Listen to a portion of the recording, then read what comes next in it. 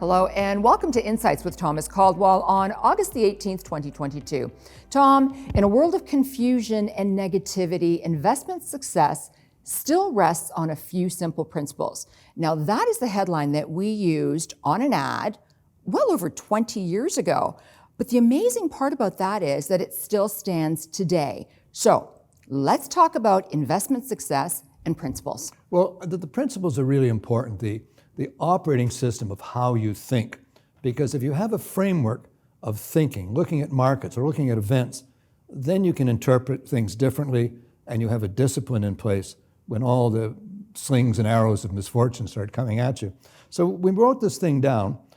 The first principle is do not use a short time frame to define success or failure. Investing is a marathon, not a 100-yard dash. I can buy a stock today, and I don't know what the market's going to do tomorrow morning. It can be down. I can be down right off the get-go, but if my thinking is right, if I hang in over time, it'll play out the way it should. And very often, I've been disappointed in a position I've taken in the early stages, but if I hang in, I make money. And so that's very important. Realize you're there for a longer term. Don't get faked out or faked in by short-term market moves. The second one is time in the market is more important than market timing. You hear market timing, oh, we can't out-time the market. Well, you can time events. That's important. You can work on that volatility basis if you wish to. But time in the market is very important because a lot of the money that I've made in markets has been able to hold in over a period of time. I'm smart enough to know what can go up in a market. I'm just not smart enough to know exactly when. So if I can hang in, the time in the market is very important. Quell your emotions is the third one. Markets have no place for emotions. The stocks don't know that you own them. Just no emotions. That means fear on the downside or greed on the upside. Control your emotion. Periods of negativity, difficulty, confusion usually represent long-term buying opportunities. I generally trade the larger corporations, and they don't grow as fast as small companies. But if I can buy them during a downdraft, something negative going on, it could be the market, it could be the industry, or that company, during a downdraft, that usually presents an opportunity to me. Another thing is that something I've noticed, that bull markets, that is markets that are moving up, tend to ignore bad news. Bear markets ignore good news. Lots of good news, markets going down. There's market sentiment. And if you look at the markets these days, there's a lot of negativity. Oh, interest rates. Oh, inflation. Oh, deficits. Oh, recession. All this nonsense going on out there, and everybody analyzes it, hyper-analyzes this thing. As far as I'm concerned, look at the market. The market is actually moving up in the last little while. It's telling you something. That's almost the definition of a bull market or a nascent bull market at any rate. Invest in quality. Never sacrifice quality for yield, particularly if you're buying bonds. If you buy a bond, that's like lending somebody money. The interest rate doesn't matter. I want my principal back. I want my money back. I tend to focus on government bonds. Yes, I make less yield.